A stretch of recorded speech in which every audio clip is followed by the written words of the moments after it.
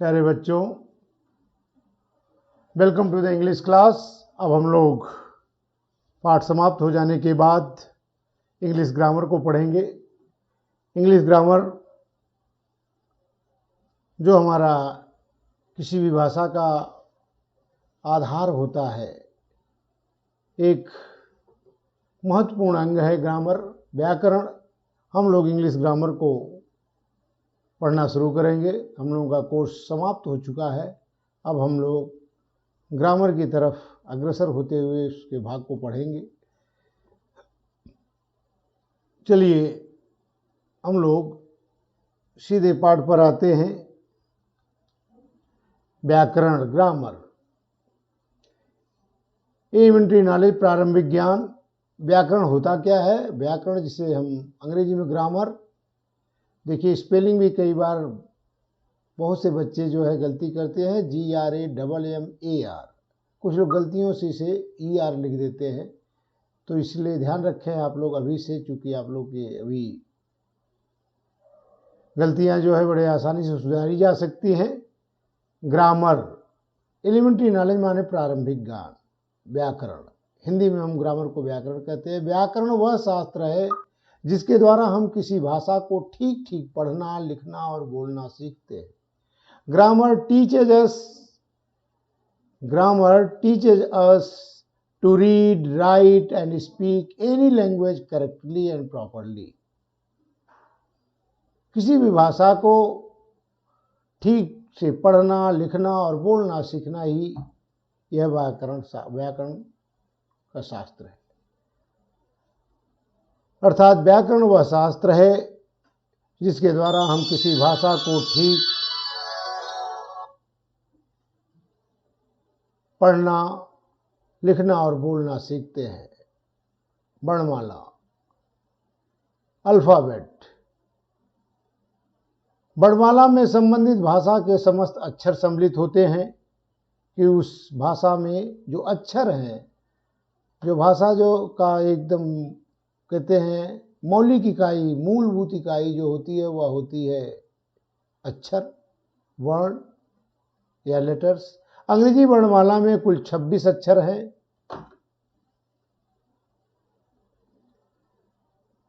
ये अक्षर निम्न दो प्रकार के होते हैं: स्वर, वावेल्स, जो अक्षर किसी दूसरे की अक्षर की सहायता के बिना बोले जाते हैं उन्हें स्वर कहते हैं। The letters which are spoken without the help of other letters are called vowels. अंग्रेजी वर्णमाला में केवल 5 स्वर हैं: AEIOU। व्यंजन मीन्स कॉन्सोनेंट्स, जो अक्षर किसी दूसरे अक्षर या स्वर की सहायता से बोले जाते हैं उन्हें व्यंजन कहते हैं। स्वरों को छोड़कर अंग्रेजी वर्णमाला के शेष अक्षर व्यंजन कहलाते हैं। The letters which need the help of other letters या vowels are called consonants. All other letters except vowels are consonant. अंग्रेजी वर्णमाला में 21 व्यंजन होते हैं, जैसे VCDFGHJKLMN PQRSTVWXYZ। शब्द, वर्ड्स। शब्द स्वर और व्यंजन की सहायता से बनते हैं। इनका अपना अर्थ होता है। अक्षर का कोई अर्थ नहीं होता है, लेकिन अक्षरों के मेल से, वो चाहे स्वर हो या व्यंजन हो, उनके मेल से शब्द का निर्माण होता है। Vowels and consonants together make the words which have some meaning. स्वर और व्यंजनों के मेल से शब्द बनते हैं जिनका कोई अपना मौलिक, उनका एक अर्थ होता है। जैसे COW cow, INK ink, HEN hen। Sentence, वाक्य 2 या 2 से अधिक शब्दों के मेल से बनता है। अर्थात शब्दों के मेल को हम वाक्य कहते हैं। शब्दों के जिस समूह से उनका पूरा अर्थ स्पष्ट हो जाए वाक्य कहलाता है। A group of words that makes complete sense is called a sentence। जैसे this is a boat, Raghav is my brother। Part of speech, शब्द भेद। प्रत्येक भाषा में शब्दों का प्रयोग उनके कार्य के आधार पर भिन्न भिन्न रूप में किया जाता है। अंग्रेजी भाषा में शब्दों के रूपों को पार्ट्स ऑफ स्पीच कहते हैं। ये निम्नलिखित हैं। नाउन, किसी व्यक्ति, वस्तु या स्थान के नाम को नाउन कहते हैं, संज्ञा कहते हैं। Noun is the name of a person, place और थिंग, जैसे Sohan, Rita, pencil, copy, Mumbai, school आदि।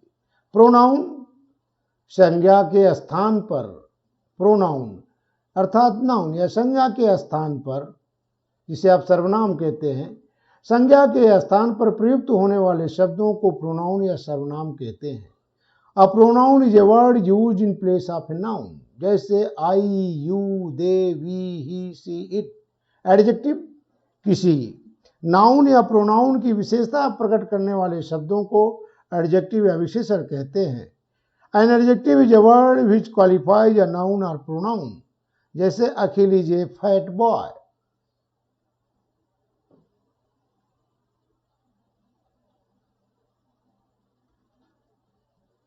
अखिल is a fat boy.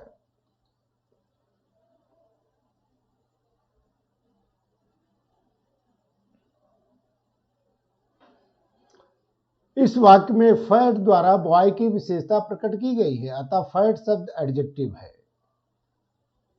Fourth, verb, वह शब्द जिसे किसी कार्य का करना या होना प्रकट होता है, वर्ब या क्रिया कहलाता है। A verb is an action word that shows something is being done, जैसे Rohit writes a poem, Sita sleeps in the room.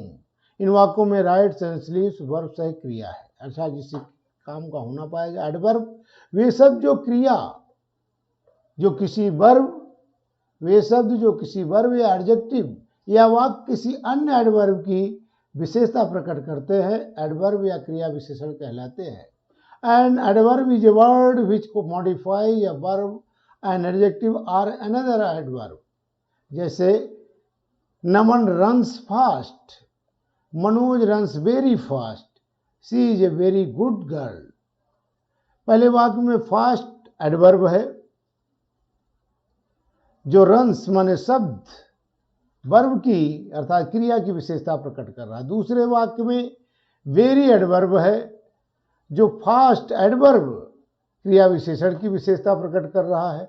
तीसरे वाक्य में वेरी एडवर्ब है जो गुड एडजेक्टिव विशेषण की विशेषता प्रकट कर रहा है। प्रीपोजिशन, जो शब्द वाक्य में किसी नाउन या प्रोनाउन से पहले आकर उनका संबंध वाक्य के किसी अन्य नाउन या प्रोनाउन से प्रकट करते हैं, उन्हें प्रीपोजिशन या संबंध सूचक शब्द कहलाते हैं। अ preposition is a word placed before a noun और pronoun to show its relation with other noun or pronoun. Pen, the pen is on the table. इस वाक्य में ऑन जो है प्रीपोजिशन है, क्योंकि ऑन द्वारा पेन और टेबल का संबंध स्पष्ट किया गया है। कंजक्शन, वे शब्द जो दो शब्दों या वाक्यों को जोड़ते हैं, मिलाते हैं। कंजक्शन माने संयोजक शब्द कहलाते हैं। A conjunction is a word which joins words or sentences with each other. Mukul and Nakul came here. Sita went, but Neha came here.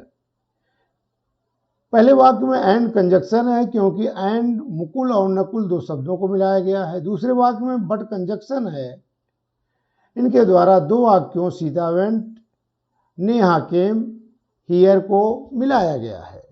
Interjection, वह शब्द जो हर्ष, विषाद, आश्चर्य या हृदय की भावनाओं को प्रकट करता है, उन्हें इंटरजेक्शन कहते हैं। विस्मयादिबोधक शब्द कहलाता है। An interjection is a word which shows some sudden feeling of the heart, जिसे वाव, इट्स सरप्राइजिंग। इस वाक्य में वाव इंटरजेक्शन है। इंटरजेक्शन का संबंध वाक्य के किसी अन्य शब्द के साथ नहीं होता है और इनके बाद विस्मयादिबोधक चिन्ह, एक्सक्लेमेटरी मार्क, जिसे आप कहते हैं अंग्रेजी में, लगाया जाता है। नाउ अब इस पूरे पाठ के ऊपर एक्सरसाइज दी गई है। इन एक्सरसाइज को आपको कॉपी में लिखना है। इसी में इसका उत्तर छिपा हुआ है। इसको पढ़ करके इन उत्तर को लिख करके आप व्हाट्सएप करेंगे। Thank you, all the best.